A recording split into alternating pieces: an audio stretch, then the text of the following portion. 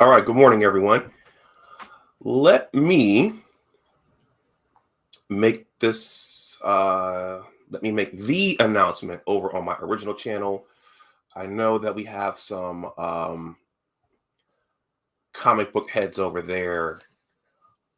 So let me make this announcement over there in case anyone wants to come over and geek out with me and Kereen for about an hour. So hold on.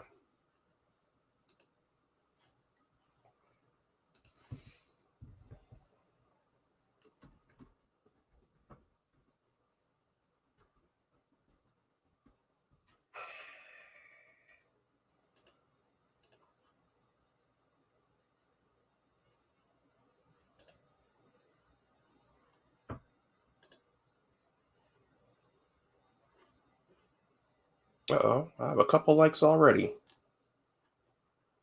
And I know they're not all from Kereen. Let me see. Share.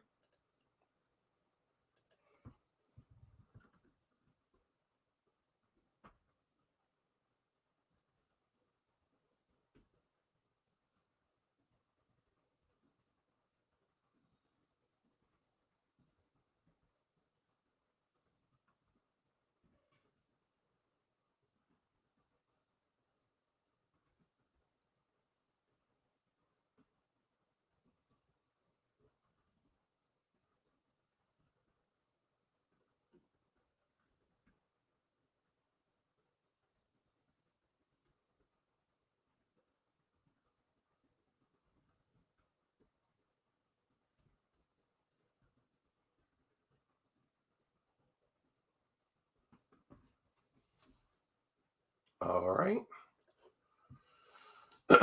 Just made that announcement over there. So I'm gonna play my my show intro this morning, and then on the other side, hopefully Kareem will join me in the backstage, and we'll get started. So we're gonna go for about an hour. One of my other favorite content creators is about to start going, so we'll go for about an hour. If others join us, and if this just happens to go a little longer, maybe we'll go a little bit longer. But I'll see you on the other side of the intro.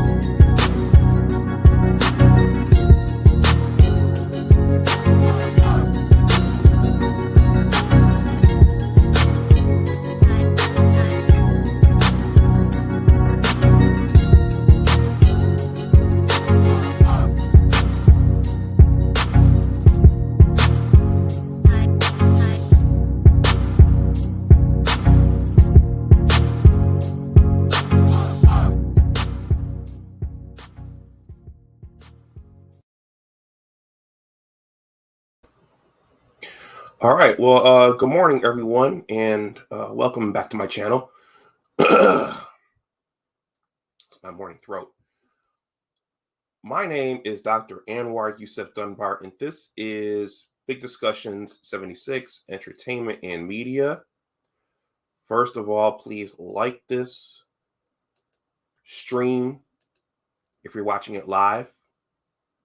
Please like this video if you're watching it on the playback. If you want to make a donation to the channel. That information is below.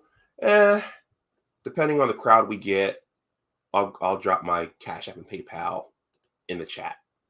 But typically, this is my smallest channel, so I tend to get more viewers on the back end, I think, and folks are working right now, and folks are out shopping right now, and doing those kinds of things. So we'll see. This is going to be a review of Spider-Man No Way Home, which was just released last Thursday or Friday. This is December 23rd, 2021. It's my best friend's birthday. Shout out to Gabriel Smith, G-Dog, Buffalo Bills King, who was actually a Marvel guy when we were growing up. I was more of a DC guy. But we're going to talk about Spider-Man No Way Home, me and Kereen. Kereen, the link is there beneath this video if you want to come in the back chat or the backstage, or if I have to drop it in the chat, I will. But for now, Kereen's going to be the only one who's going to come backstage and up on the panel with me. So as a warning, if you haven't seen it yet, and I don't know why you haven't, there are going to be spoilers in this. There are going to be lots of spoilers because we're going to walk through piece by piece. And if you haven't seen it yet, there are going to be some spoilers. Just putting that out there. I'm loading up. She's backstage. I'm just loading up some pictures here into my Streamyard collection here. Just give me a second. I mean, they were showing the trailer, weeks and months in advance, and there's so many videos out now. I'm just joking in terms of, if you haven't seen it yet, what are you waiting for? Some people, like my brother, shout out to Amal Dunbar, they like to go to the theaters when they're empty, and they like to avoid the rush, which there is logic to that, to avoiding the rush. When I went to see it, it was Friday night, and I was out with my father, and the theater was packed, and so you had a bunch of little kids in there, and you had people clapping and applauding, and as I'll describe, I probably have to go see it again because there was so much commotion in the theater that there are some things that I missed. So anyhow, I'm going to bring Kereen up. Guys, as you can see, I'm in upstate New York. I'm not in my usual surroundings. I've turned this little office into my mother's house. I've turned this little office in my mother's house into my little YouTube studio. So with that, let me bring Kereen up. Good morning, Kereen. Good morning. How are you doing? Good. How are you? Happy holidays. Happy holidays. If you know what, if you celebrate that, some folks don't celebrate it. I celebrate Christmas. You could say Merry Christmas to me. I'm a Christmas person. I love Christmas. Excited for the Okay. holidays. Okay. Yeah. Did you notice Old Navy, the commercial with what's her name? Her name is Kiki. She was in Aquila and the Bee. She starred Yes, in Kiki Aquila and the Bee. Palmer. I Kiki actually Palmer. haven't seen the commercial because I haven't been like watching regular TV. Yeah. So I've been Old Navy, they've coined the term holidays, happy holidays. So I think oh that's a way to encompass Christmas, Kwanzaa, Hanukkah, the New Year, but also it's a way to not offend anybody. So, yeah, I mean, listen, like if you don't celebrate Christmas, okay, you don't celebrate Christmas. I get it. But when Kwanzaa is a different day. Kwanzaa is from the 26th to the 1st, right? mm-hmm, New Year's is New Year's Eve and New Year's Day. Like they are like legitimately separate holidays. So I mean, okay, you say happy holidays, fine. It's not a big deal to me. I'm saying Merry Christmas, or I say Happy Christmas because Caribbean people, we used to say Happy Christmas. So I still do when I'm around Caribbean people. I'm like Happy Christmas because that's what we say. Um, it is what it is. I'm not gonna be offended. mm-hmm. or make these things a big deal. Like back years ago, they used to be like the Christmas wars or whatever. Nah, it's not that serious. Okay. Yeah. All right. Well, let's jump in. Yeah. Yeah. Okay, we got Toya's son has come to Hey, listen to us Toya again. girl. Hey, Hey, Toya, good Toya morning. girl. She's so supportive. Speaking of which, me and Toya had a cool stream over on my original channel last week, and I'm very outspoken about this. Comic books were a major vehicle for me learning how to read. I mean, because we had books in, this is my mother's second or third house, but we had books, and me and my brother would go to the Queen City bookstore here in Buffalo, and we'd get comic books. I get mostly DC comic books. He got DC comic books, but I think he started getting Marvel comic books as well. But the point is, those were vehicles for us really learning how to read. So comic books are important. Yeah, they are. I mean, I didn't read as much growing up. I do have brothers. I have four brothers, by the way. I didn't read as much, but I did read other books because my mother pushed reading, so we all read. Like we went to the library. They're working class people, but she made sure we all, boys, girls, had library cards. We were in the library. I would see my friends, comic books in school, my brothers. So that's how I got into it. And I mean, I'm a movie person as well. Like I legitimately love movies. So when Marvel started to do these, well, Sony did it first, but when they started to do these movies, I mean, I was there. I'm there Thursday night, the preview night, instead of Fridays. That's how like Wow. into movies I am. I legitimately I was doing it for like a profession part time before the pandemic happened and like my part time gig got shut down, But that's my thing. I love movies. So Okay. So were you like I wasn't a a Spider-Man uh, fan. I'll keep it. I wasn't a Spider-Man fan, well, but but let me tell you, I was blown away by the first Spider-Man what came out in not the movie with Tobey Maguire, Sam Raimi directed movie back in 2002. That mhm. movie, I was blown away by it, and I have been watching their movies ever since. Like I said, I never grew up being a Spider-Man fan. Like Spider-Man is not really my favorite superhero. I could see why a lot of people love him. Growing up, a lot of little boys, I could see why they love him. But I've seen all the movie versions of Spider-Man. I've seen all of them. Okay. So I'm just going to add that Spider-Man, again, I didn't grow up a Marvel guy. I was more of a DC guy, but Spider-Man, I think he's one of the classic Marvel characters, Right. and Spider-Man is Most is popular, I as think. I think he's the most popular. most popular. He's Hmm. as part of American culture as Superman, Right. Right. and those kinds of things. And so, I on this channel, I recorded a video a couple months ago, entitled. It was based upon an article in the Washington Post called "What We Were Watching in 1971," and one of the shows was The Electric Company. Hmm. So I mean, I wasn't born in 71. I was born Me slightly neither. after, but I do Yeah. remember in The Electric Company, Morgan Freeman was in that. I think Bill Yeah. Cosby I've was in seen that. the repeats. I Yeah, mean what do you call them? The replays the when they reruns, replay the the reruns. Yes, syndication. reruns. Yes, yes. I've seen the reruns later on, like in the 80s. Well, if you watched them, so you remember they had Spider-Man skits in there. They Hmm. they they had an actor dress up as Spider-Man, and they would have these little. You see, they have the comic book. Uh, I can't think of the word. The boxes there that you read when you're in the comic Right. book, but they Yeah. had it and they had an enactment there with an educational theme for kids. Right. And Right. usually, I remember watching those and thinking they would always cut it off when he would encounter the villain, and you'd have to watch the next one to see how he solved it.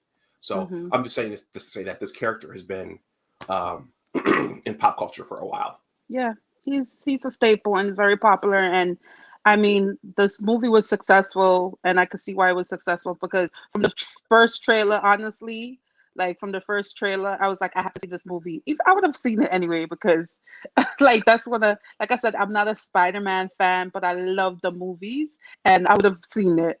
Even if it was trash, I would have still seen it. This is one of those Mm-hmm. movies that you still go see. But this one was done very well. You know, like you said, you went when Friday night, right? And Yeah. like the audience was so electric. I mean, every great scene, the people was clapping and cheering.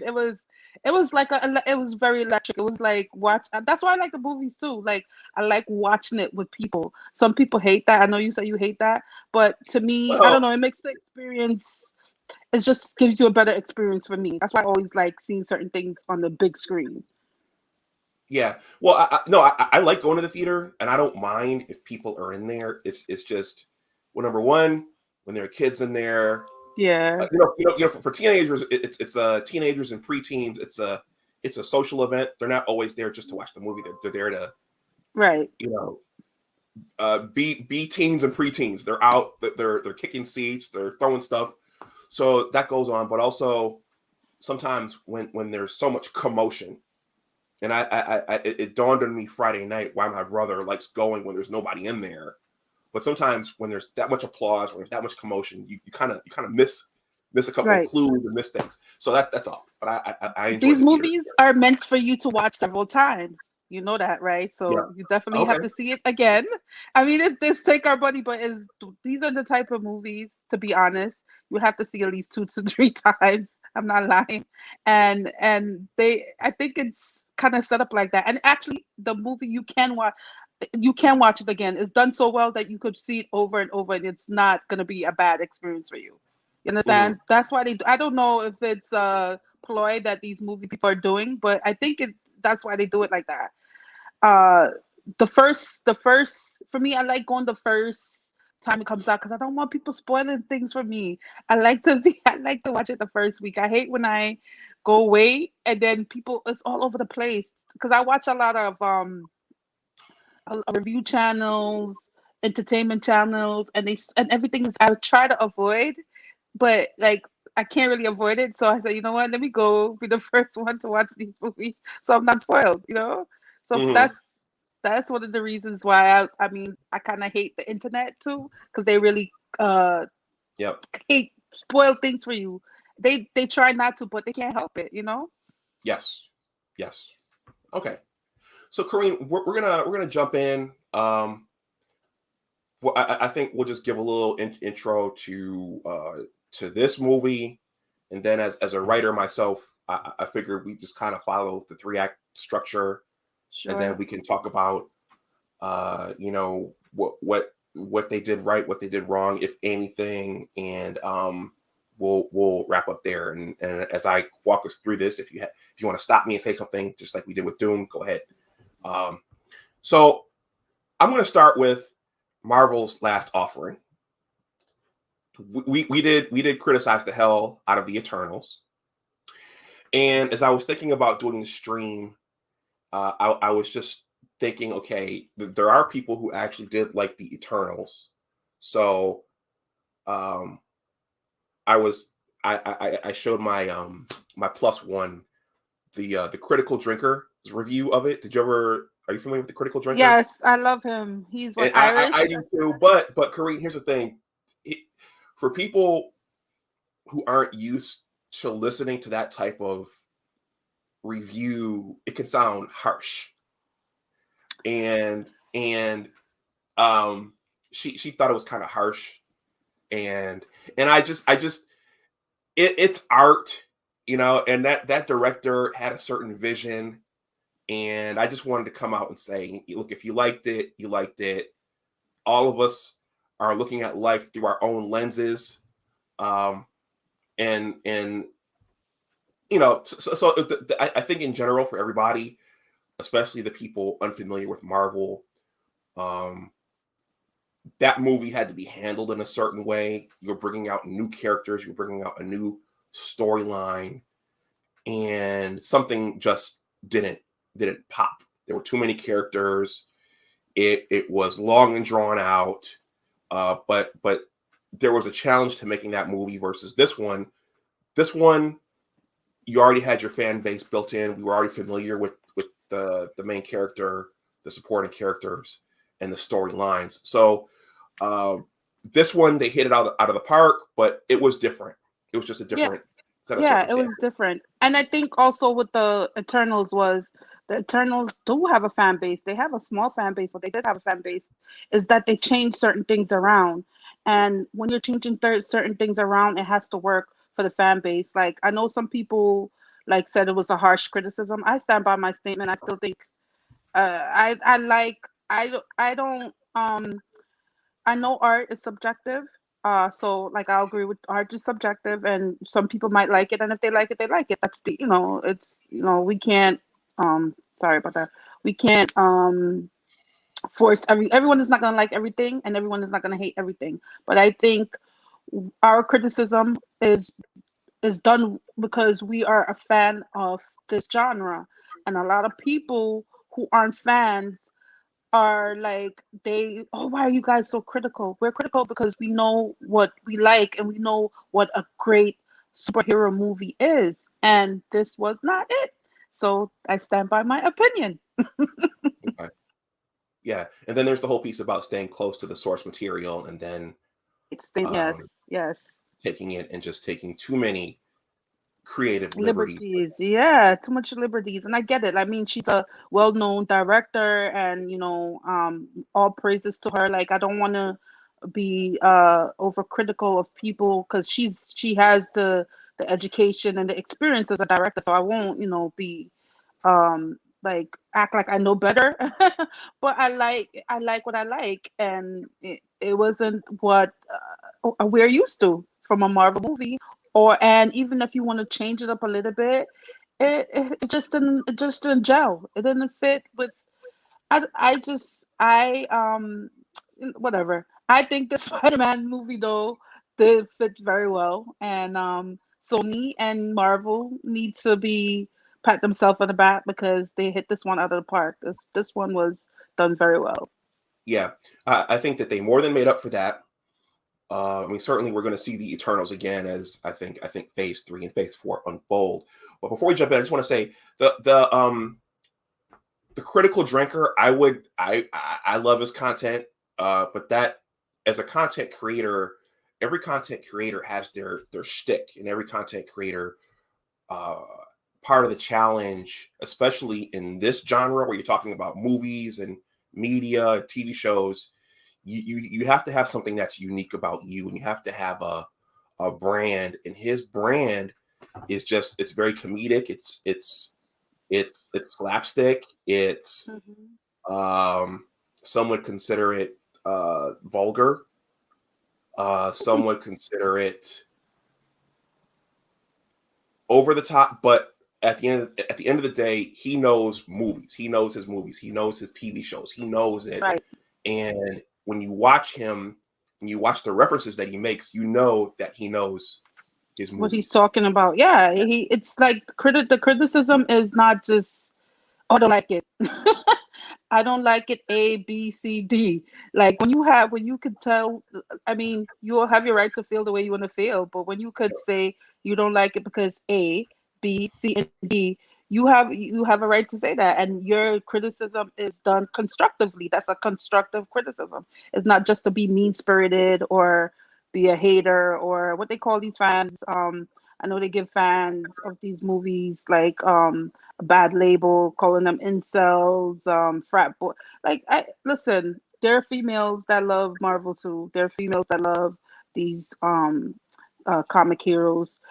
There are females that criticize them as well. So it's not always these 40-year-old frat boys in their mom basement criticizing these movies. Yeah. You know what I mean? Like it's the audience has been broadened, I think, just because media is so accessible now. Like we post spoke about before, things are more accessible to everyone now. So they have an audience that appreciate good work, and when it's not done well, then you'll hear it from the audience as well. Okay. Looks like Sheet is passing through. Sheet, thank you. Got a live. I'm not sure if that means you're going live or if Roger's live or if you're watching our live. He says we here. Okay, so Spider-Man No Way Home. Okay, so just briefly, uh, for those, I'm sure if you're watching this, you know this, but you know that where Far From Home, which was the second movie in Tom Holland's series, the way that ended was uh, Quentin Beck, Mysterio, Mm-hmm. exposed his identity, and I think part. I mean, in addition to dealing with Tony Stark dying, um, I think part of that movie, if I read correctly, was about misinformation and the it was a commentary basically on the Trump presidency and fake news, misinformation, and deception. So that's what that movie was about because that's what Mysterio and Quentin Beck that's what he was doing. He was misdirecting people and making people see things that were there that weren't really there. So to make a long story short, at the end of the movie, what he basically did in his last swipe at Peter Parker / Spider-Man was to expose him. And so at the end, Jonah Jameson gets on the jumbotron and says, "Oh, we know who Spider-Man is. It's Peter Parker." And that when that ends, that's when he says, "Oh, and they cut. Yeah. But Mm-hmm. that's how this movie starts. Did I get that right? Yes, you started right, and it started off well. Like the first, I think 5-10 minutes started off well with him, like being exposed and the ramification of him being exposed, and his families and his friend, and him going back to school. That part was actually very funny. That when he goes back to school and the teachers who was giving him a hard time, especially um what was that teacher name? I forgot his name. He's a comedian. Was given he was Was it in Hannibal? uh Was it Hannibal or was it JB Smooth? I think it's Hannibal. No, it was Okay. JD Spoon. No, no, JD Spoon was the teacher that was giving him detention. But when they was giving him a hard time and they found out that he's Spider-Man, that part was funny. He's like, Mysterio's right. That part was funny. I found that very hilarious, that whole scene So when he goes, yes, we got Hannibal Burris here. right, that's Animal Bird. Also, okay, Yeah, okay. JB Spoon is in it too. He plays a teacher as well in the school. I thought so. I thought so. Yeah, both of them are teachers in the school. There he is. Okay. Yes, yes, they both are teachers in the school. That part was funny. With all three of them, the principal, the two teachers was waiting for him. Yeah. That part was very And funny to me. so basically, everyone, that's Act One. So Act One Right.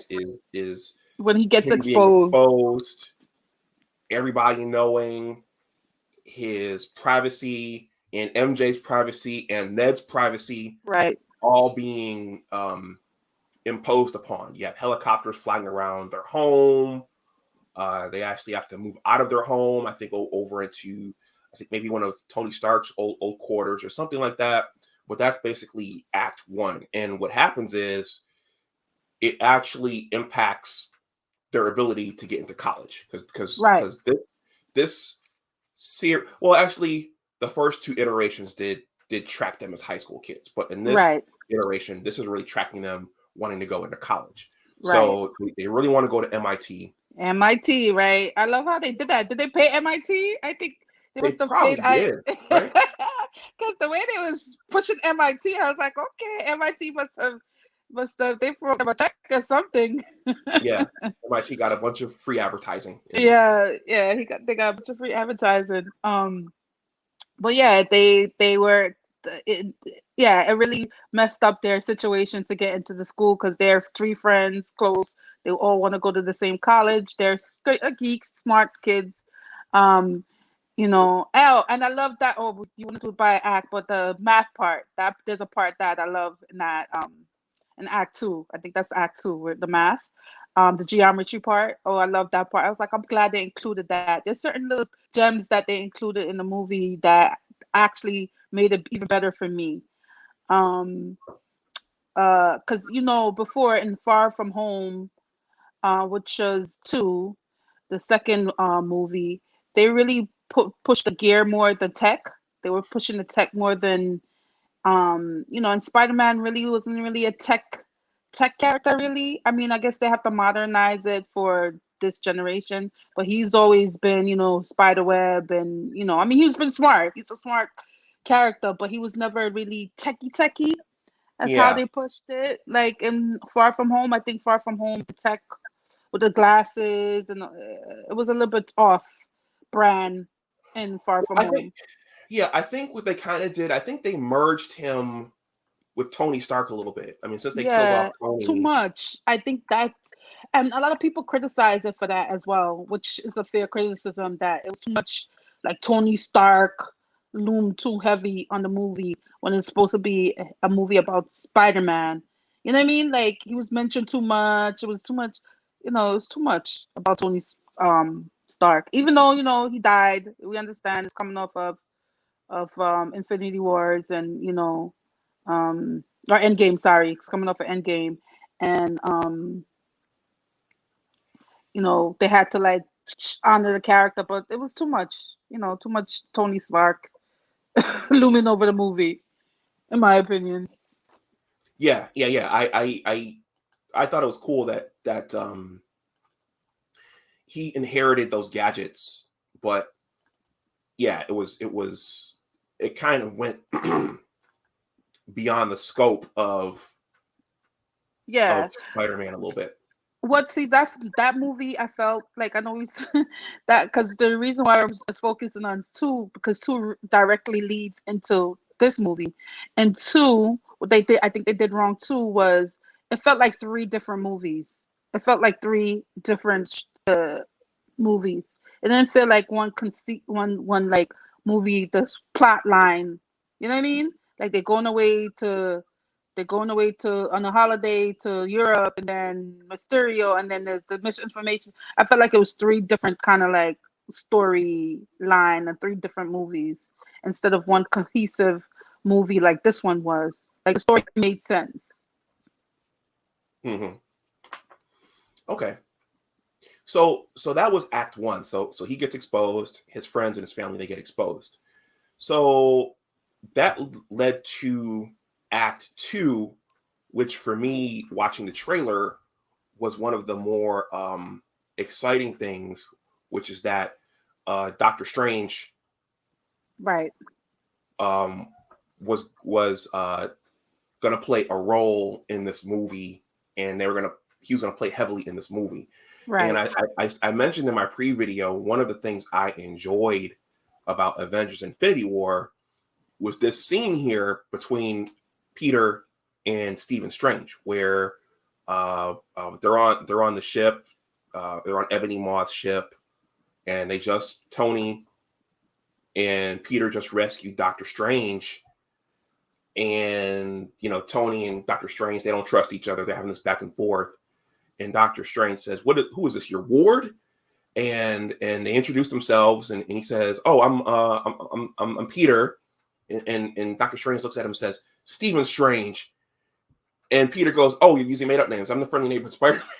I just thought the chemistry, yeah. the chemistry of that interaction Great. was Yeah, just they have perfect. great. Yeah, they pray. Yes. I mean, they've done several movies together. So Oh, I think really? that's what, yes, they've done a couple movies together.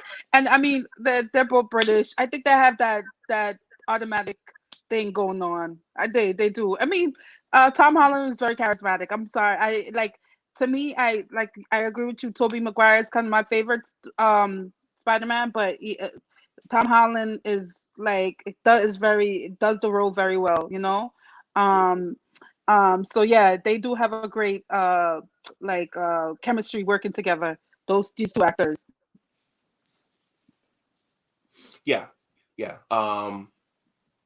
Yeah. And I thought, I think each guy played Spider-Man differently, but I really liked, Tom Holland had the privilege of being presented amongst the Avengers. Tobey Maguire and Andrew Garfield, they didn't have that. So there was an added element of excitement when he got introduced, and he was basically Tony's sidekick, and you got Black Panther, Captain America and all, War Machine. So he had that, but I also liked his insecurity, right? Because there's usually this anxiety that Peter Parker is supposed to portray being a teen, Right. and I thought that Tom Holland captured that. Yeah, he did it well. He for his iteration, he played it very well. Great acting. He really embodied the role. I mean, like I said, but for me, I will always be Toby just because the first time I saw him in the movie, I was like, okay, that's Spider-Man for me. I mean, like I said, I grew up like I've seen it on TV, the cartoons, but no, Toby Maguire is my I guess my generation. Mm-hmm. My generation Spider-Man. Mm-hmm. Just like Wolverine, like Hugh Jackman, we I don't know who's gonna play Wolverine, X-Men, coming up. If they recast it because who could play it like he does? And even the funny thing about we always say when you're doing casting, you have to actually try to get the person to play the character the best. And also looks kind of matter, but because Wolverine in the comics is shorter than Hugh Jackman, but he just bodied the role. It was like I mean, for me, for the majority of people who are X-Men fan, think Hugh Jackman is Wolverine. Like he played the role so well. You know what I mean? Mm-hmm. Yeah. Okay. So Peter gets a light bulb moment, and he says, "You know Mm-hmm. what? I know this wizard. He has a spell that can fix all this." So he goes to Doctor Strange, and he says, "Hey, I had this problem. Can you help me solve it?" And he wants him to basically make everybody else forget that he's Peter Parker. And Peter was actually banking on the fact that Doctor Strange still had the Time Stone, but I didn't realize if you go back to the end of Avengers Endgame, Captain America went and took all the stones and put them back in their original spot. Mm-hmm. So Doctor Strange didn't have the Time Stone anymore. Right. So I didn't realize that. So no Time And Stone. he So he wasn't the couldn't. Wizard Supreme. He wasn't the Wizard, No, and I no, didn't. yeah, Wong Wong was. is, and Wong I was. was, and I'm like, how is? I guess they didn't. They probably will explain that in Multiverse of Madness, when their movie comes out in May. But like, I didn't. They did that? Did they explain that in Endgame? Because I don't understand why he wasn't.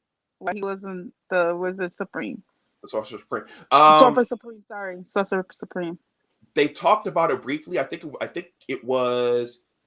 It might have been because, well, Doctor Strange, when Thanos did the snap, he was gone for 5 years. So Oh, I think Wong might have been promoted right, there, but Strange wasn't there for 5 years. So right. That makes sense. That makes sense. yeah, but so he doesn't have the Time Stone. So now, but he does have a spell that can help Peter out. But then going back to Peter's nervous, anxiety type thing, as Doctor Strange is doing the spell, Peter keeps talking to him. No, do this. Make sure this. Make sure this. Make sure this. And he's even though Doctor Strange is doing the spell to help him, Peter's messing up the spell. So what ends up happening is, guys, these are all spoilers. If you haven't seen it yet, if you don't want to know this, turn this off. But in the process of him doing the spell and Peter constantly interfering with the spell, all these gateways open up, and the cool thing was you could look and see the silhouettes of the Spider-Man villains from the other universes. And Doctor Strange tells him, look, you need to stop. You need to stop doing this because you're messing up the spell. And he contains the spell. The spell's gone bad, but the other villains from the other universes have come into their world. Right. And in Act 2, that's basically what happens. He realizes, he tries to get the official from MIT. He tries to track her down on the expressway to say, hey, you should give me another look to let me in. And that's when Otto Octavius shows up, and he starts to realize, okay, I don't know this villain. He seems to know who I am, but I'm not the Peter Parker he thinks I am. And then in Act 2, all the villains from the other Spider-Mans come in, like Electro, Green Goblin, Sandman, and the Lizard. Right. So I don't know. Do you have any thoughts on that part of it? Did you? That part was okay. I mean, I kind of knew all those people were coming in. Yeah. So I mean, in the audience, everybody, each villain that showed up, everybody started clapping. Alfred Molina, Dr. Octavius, his acting was, he's a great actor. I have to say he's a great actor. And I don't know who's his makeup person, but he looked the same to me. He looked very good. He aged very well. I don't know, like I said, I don't know what kind of sorcery they did to me, but he looked very well. William Dafoe, oh my God, that guy is such a great actor. I knew he was a good actor, but him and the Green Goblin, they did very well. All the other superheroes was just standard villains, standard, they were standard to me. But those two, even Jamie Foxx was okay, but those two for me were like they played their roles like extremely well, and they stand out. Those two villains stand out for me in that second act.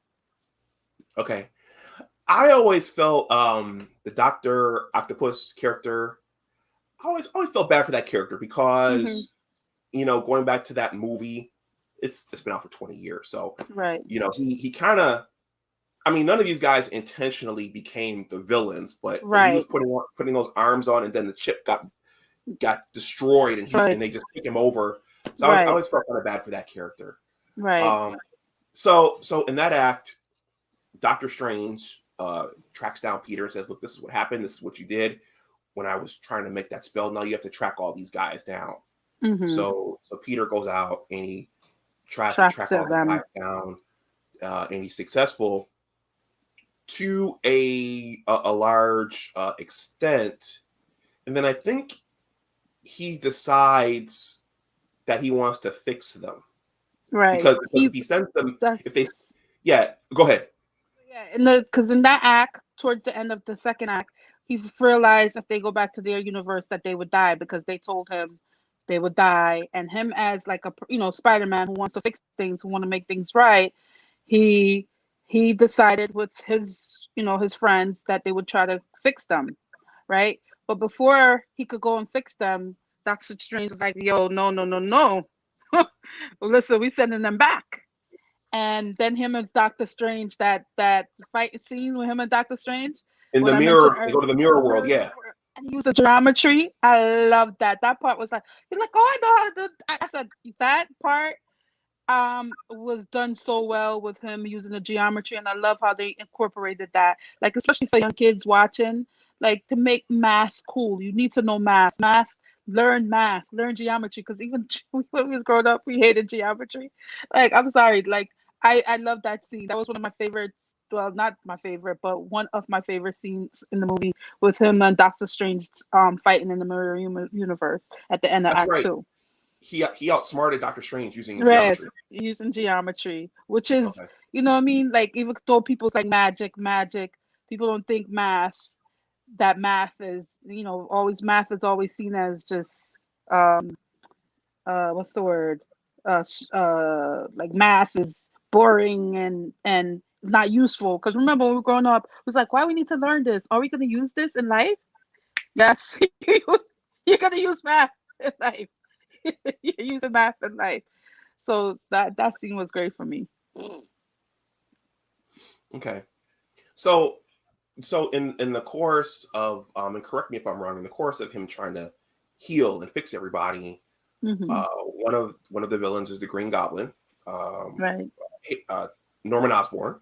Yeah. And Norman Osborn, the Green Goblin is like a Golem character. He has a good side and a bad side. He manipulates the good side, and so the bad side basically went underground, right? And just as Peter was trying to fix everyone, he resurfaced and Right. And took basically, over. yeah, And in the beginning of Act 3, he attacks um Peter and the rest of the people. Well, he tries to get the other villains to go along with him. Some yep, do. Well, okay, I don't want to go, but yeah, he tries to get the rest of the other villains to go along with him. Um, most of them do, and then the fight scenes happen in the apartment building. That tragic moment in the beginning of Act 3 when Aunt May passes, which was done very well.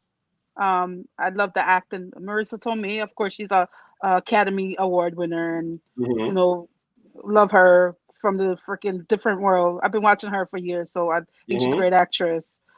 And from Brooklyn too. I think she's from New York, or maybe not from Brooklyn, but I love that how too, as a New Yorker, how New York is also a character in this movie as well for me. mm-hmm. Is I always like one of the things I love about definitely about Spider-Man is like New York is a central theme in his movies and his stories. So that was a good part. Um I kind of teared up. A lot of people was kind of sad in the movie theater at that scene when when she passed.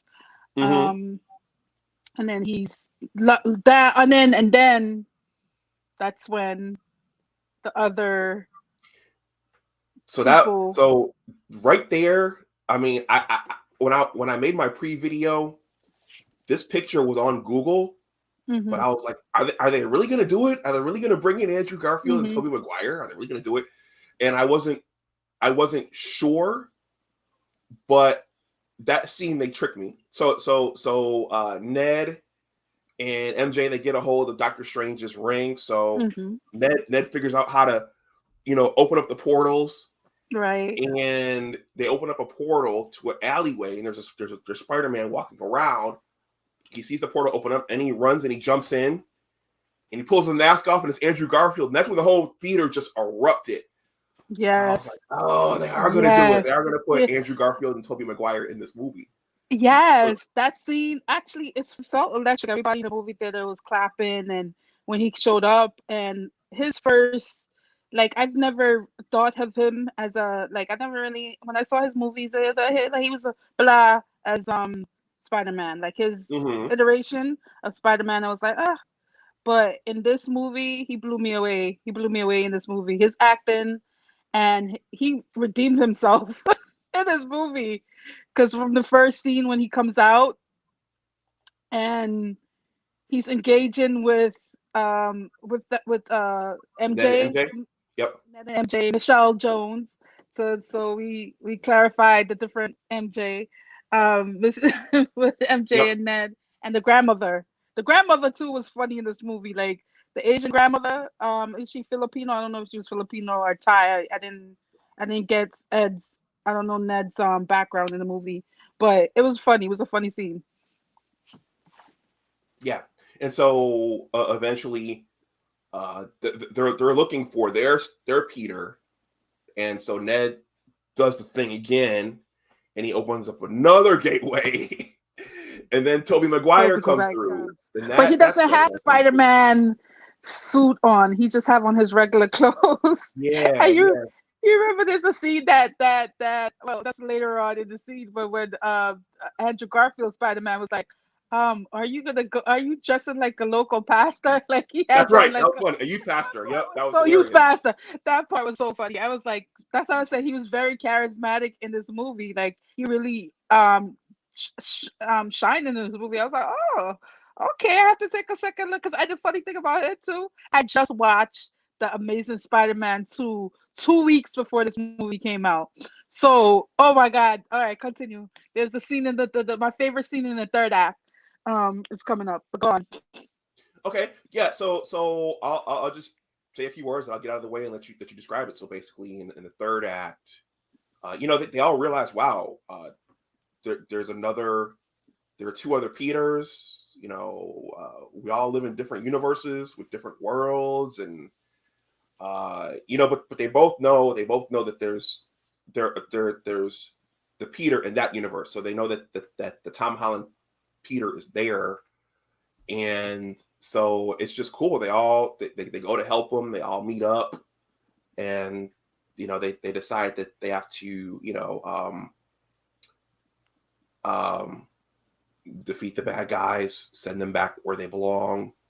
And in that third act, that's pretty much what happens. They all join forces. You see them all in their Spidey suits. Mm-hmm. Andrew Garfield, that Spider-Man gets his moment to save the love interest, which he didn't get to do in his own movie. universe. And that part, like that scene was electric. I mean, when he saved her on the Statue of Liberty, when he saved her falling from the Statue of Liberty, I like the whole theater clapped, and I clapped too because it was like I said, I just seen that the movie 2 weeks before, so it was fresh in my mind. You know what I mean? And when I saw that, I was like, yes, they fixed it. That part was so electric. That was one of my favorite parts in the movie. The whole movie I loved, but there were certain parts, like I said, the math part. We actually missed something. I'm sorry. Go ahead. In the first act, at the end of the first act, we missed Daredevil. Not Daredevil. Charlie Cox showed up as the lawyer. That's right. That part. That's right. People went nuts when he showed up. Yeah, people went nuts when he showed up. But they also said that the prosecutor, because when they brought, because remember in the first act, we missed this part. They were going to bring up Peter on charges for all the destructions and stuff. So they had to get a lawyer to help him beat the charges, right? So they said the prosecutor was going to be She-Hulk, but they cut that part out because it was like it's just too many people in this movie already. Mm-hmm. Too many people in this movie. But that part was I feel like that was one of my criticisms. I felt they should have a little bit more of Charlie Cox, Daredevil. I wish we saw a little bit more of him. But overall, it was done well. Okay, so thank you for bringing that up, because I completely skipped over that. You said you had a favorite part of the third act. You want to talk about that? That part, yes, when MJ fell and Andrew Garfield rushed in and saved her. That was one of my favorite parts. And also I love that how they made when he was fighting at the end with the Green Goblin and he was punching him in the end, that Tobey Maguire, the older Spider-Man, the more seasoned Spider-Man, came in, stepped in, kind of like, okay, I understand. You're hurting. You need, you want to kill him, but this is not what you are, Spider-Man. Like, I love that scene. That last scene was so like, no, I mean, you're in your feels in that last scene. That really done well. The third act was done so well. It was like a lot of emotions, a lot of like, it just cemented the movie. Those two scenes. Yeah. So a lot of folks felt like that was kind of like a growing up moment for Peter, Peter, because we got to see his dark side. And now that you mention it, that was kind of like a Obi-Wan Kenobi. Yeah, like it's Anakin moment there. And we understand, young man. We get it. You're hurting, but you don't want to go down this route. You don't want to do this. This is not what Spider-Man is. It showed him growing up and maturing from that goofy kid to becoming a young man. Yeah, it was good. It was a good that third act. The third act, like I said, cemented the movie. It was done so well. So Kereen, on that note, the movie ends on a somber note, and I think that's one of the things that's good about it. So Peter, I have to go back and watch it again, but he chooses to make a sacrifice, right? As Doctor Strange is trying to close everything, because everything's converging on their world, and Peter chooses to make a sacrifice at the end, which is basically going to erase his memory from his loved ones. So not his memory, their memories of him. Thank you. That's what I meant to say. Yes. So MJ's not going to remember him. Ned's not going to remember him.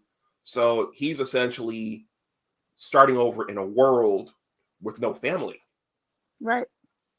But Uh, like his mother, his aunt says, and like the theme, right? With uh, what's that? Power, Great power comes great responsibility. I mean, responsibility. he realizes as Spider-Man that he's gonna have to make sacrifices. You're a superhero. You have to make sacrifices.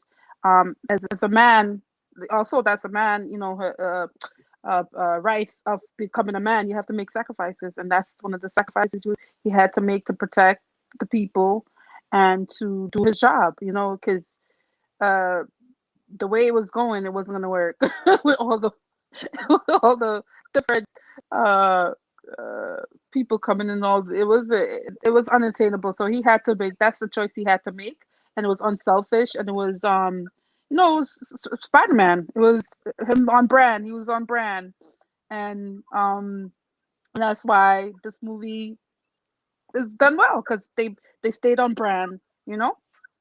Hmm. Yeah, and so the ending is is kind of somber. You know, he goes into the coffee shop and he sees MJ and Ned, and of course they don't know who he is. You know, so they kind of ignore him, and he orders the coffee from her, and she doesn't know who he is. She doesn't know that they were dating, that they went to high school together, and so kind of ends that way. But he makes another suit though. Right. The With original suit that looked like the original, the original suit, right? The suit, the it, normal. it was bright. It looked bright and shiny. That's in terms of Yeah, color. it was. But I remember that's a Spider-Man suit. I remember from as a kid growing up. It's shiny blue and the red. I don't like all these different Spider-Man suits that I see now. I don't remember those from as a child. I remember the shiny blue and you know what I mean. That's the Spider-Man. So what about you? Did that with the Spider-Man suit you remembered? Yeah, it looked more like this. Right. It looked more like that from our childhood than the ones they're shown on in the movies. Yes, yes. So And so I you know and I want to I know there was a controversy with Sony because I think Sony, quote unquote, owns the rights to Spider-Man. I don't right, understand that. It's like I think they own the X-Men and they own the Fantastic Four. So there was a whole lot of negotiations before this movie got started. We didn't know if Tom Holland was coming back right. to the MCU. So I want to applaud Sony Hmm. and Marvel and Disney for brokering that deal, allowing him Right, to play in the universe again, and also for allowing Andrew Garfield's character and also Tobey Maguire's character to join this as right. well, albeit for one film. I really want to applaud them for doing that because they really could have let the legal aspects and the profit margins, but I'm sure they're making a ton of money off this. Yeah, they already make. I looked at the box office mojo this morning before we came online, and I saw that they already made 750 million worldwide, and there's only been like what, not even 2 weeks yet. So, Yeah. uh, just that's like the third best movie since for the year. I mean, the only movie there's two Chinese movie that did well, and I don't think it is it open in China yet. I think when it opens in China, it's definitely going to go over a It's billion gonna make more dollars. money. Yeah, it's definitely going to go over $1 billion. I mean, there's an this, James Bond movie. I think is the number one movie, Western movie, and Spider Man is approaching it fast and probably will overtake it by the end of the year. Spider Man will be the best selling like movie for the year. That's how well it Yeah. did. So again, for as much as we didn't like the Eternals, they did this right. Right. They They did really this hit right. this one. They hit this one out of the park. So Kereen, any final um thoughts? What you liked, what you didn't like, what you like most. Okay. Yeah. Just my because I actually took notes. I was like, I'm Okay. gonna take notes. Um, be a little bit more professional. So, like, okay, I I definitely I told you my favorite scene was the Andrew Garfield saving Zendaya, Michelle Jones in the third act. But overall, the movie was funny, entertaining, heartwarming.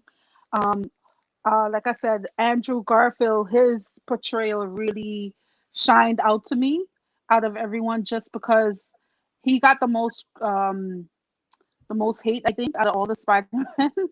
He got the most hate, and he really Mm. made up in this movie.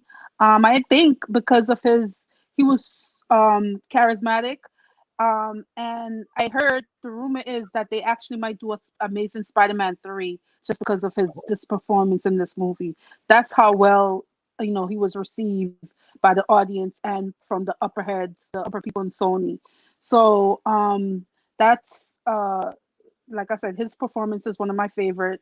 Um, the scenes, the whole movie felt good. I left the movie theater feeling so happy. It was enjoyable. I love it with the audience. Like I said, I love the noise and the clapping and the I don't know. I feel like it's joy. People are enjoying it. I felt like that's a sign of a great movie when people literally gets out there see it clapping and they're out. Are actually happy to watch a movie. So that's my thoughts on it, and I'm looking forward to. Uh, Apparently, he's gonna be doing more movies. Tom Holland is gonna be doing more like different like movies. They signed him on again, Okay, and good. because the way they left it with him not knowing well the people his friends not knowing him, they left it very open so they could go all kind of directions with the movie now based on the way they ended it. So I love the ending even though it was somber. I actually did like the ending. And I like that. I mean, someone had to die. Unfortunately, people don't like it when people die in movies, but someone had to die.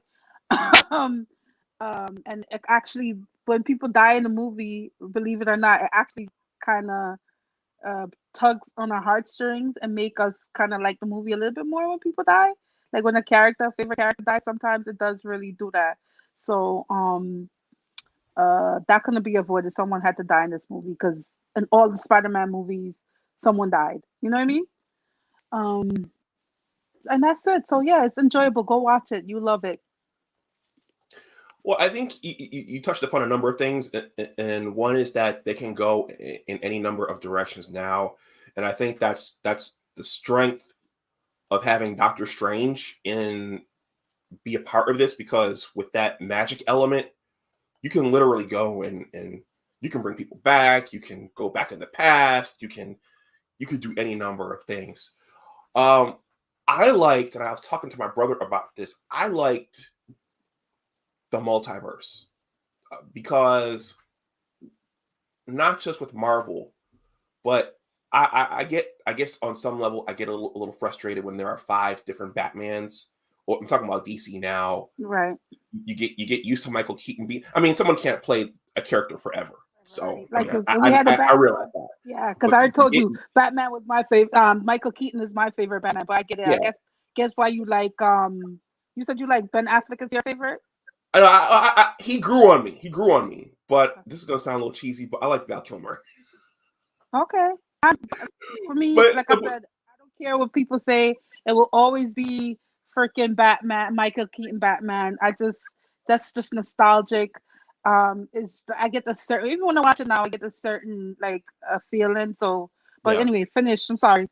But you get Michael Keaton, and you get Val Kilmer, you get George Clooney, you get Christian Bale, and now you're going to get Robert Pattinson, and you have Ben Affleck. So it's like we keep rebooting these things, and you had Tobey Maguire and Andrew Garfield and Tom Holland. It's like you know what happened to them over there, but with this, they're all existing at once, just in different universes. And I think that's a good way to make all of the storylines valid. I just, Yeah. yeah, Yeah, and I think that's how they could introduce, like, I mean, with all this diversity thing. So one of the reasons why a lot of Spider-Man fans, some people had issues with Miles Morales, but I love Into the Spider-Verse. Like when I saw it, I was blown away. I love Miles Morales iteration of it too, but it's a different Spider. You get it that it's a totally different Spider-Man. You know it's a different kind of universe of Spider-Man. So you could see Miles Morales as Spider-Man. Is when they reboot the character and do it in a bad way. You understand what I'm saying? So you understand it's a different Spider-Man. You understand Miles Morales is Miles Morales, and he could be Spider-Man, but he's Miles Morales. So with DC now, I watch some of their shows. I really don't like the Batman. Right? There's a Batman on the Titans. The guy that plays Batman, oh my God, you will hate him. He is such a weak Batman. He's an older Batman, but he's so weak and so. I'm like, I've never seen Batman portrayed this like weak. And some people love him on Titans, but I don't like the Batman on Titans. So I don't know. DC is kind of iffy for me. I love Wonder Woman. I know they're messing up Wonder Woman now. I heard what they're doing with Wonder Woman, but I love Wonder Woman. Um, the Green Arrow, I like it. On TV, when it was on TV, it was done well, I think, for the first 5 years, and then the last years they messed up. Um, but I don't know, DC. I know uh, I, Batman is your favorite superhero, right? Batman is always your favorite, right? He's I mean, there's a group, but he's in there. Yeah. So, but I mean, so you like how they're going with him, or do you think that is You too know, much? Kereen, I'm gonna be honest. I haven't been following those TV shows closely, so I'll have to take a look and see what they're doing over there. So, Okay. but what I will say is this to kind of lead us towards closing down. What I liked about this, going juxtaposing this against the Eternals, this was just good storytelling. Uh, we had our protagonist. You had Doctor Strange come in, so you had a bunch of different elements. You had that right mix of storytelling, seriousness, humor, magic, science. Bringing in older characters from other universes, and then you had multiple villains, and then you kind of closed on you closed with uncertainty. So it was entertaining, it was compelling, it was engaging, and I just thought that it's a good example of doing things right. I agree. Yeah, Done and very well. so yeah, and so that's pretty much all I've got. So I know you stayed to watch the Easter eggs. Yes, I stayed to So, watch. and I'm gonna be honest, Doctor Strange has grown on me. I didn't. I saw the I first loved movie and it. I was kind I of like, loved the first movie. yeah. At first, I was kind of like, meh. I don't get it. But as I've seen more of him, especially in Avengers, Infinity War, and Endgame, I started to appreciate his power, his significance, and what he brings to the whole thing. So, if you go back and watch the first movie, there was more left. Baron Mordo is out there, and Hmm. so they're gonna He's give gonna us some come more back. Doctor Strange, and I'm looking forward to it. Yeah, and it seems like it's gonna be from what I've seen. I don't. Did you see the trailer? Like they did the end credits like a trailer for Doctor Strange, the last one, Yep, and it seems like he's gonna have there's gonna be multi versions of him, which could be done very well, and also multi version of Scarlet the Scarlet Witch. I don't like Scarlet her Witch. character. I don't like her Yep, character, but hey, they gotta the politics. So so it looks good. It looks like it's gonna be interesting. Um, I'm excited. It's coming out in May. Hopefully they don't push it back. They said that they did it and they're doing reshoots. So hopefully it's a compelling story too. That's you know that's not going crazy. That we will go over our heads. I think they said they was gonna make it like a horror movie, but I don't know if I want it to be a horror movie. Um, do you think how do you think that that will work? It's A being a horror horror movie. movie. A I think horror that's what movie. I So, heard. That was like what people were saying, but we don't know. They say a lot of things. Uh, there's a lot of rumors, a lot of leaks before the movie comes out. But well, I mean, when you're dealing with Doctor Strange, you're dealing with dark dimensions, and right, and and and I thought Dormammu um, was kind of eerie. Mhm. So you have the potential to show some pretty dark things with that character in that universe. I mean, Magic, he's a mature sorcery. character. He's a mature character, so I don't mind the darkness with him. And complex.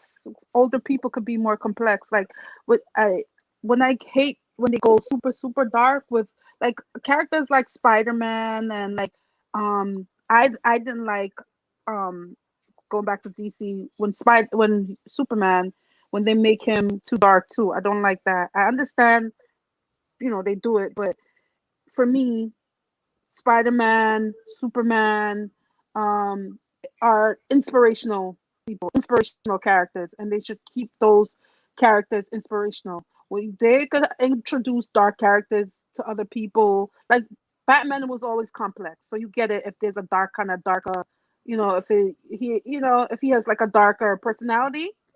Hmm. But I don't want them to mess with inspirational heroes like Superman and Spider Man. I want to keep them, inspirational. Okay.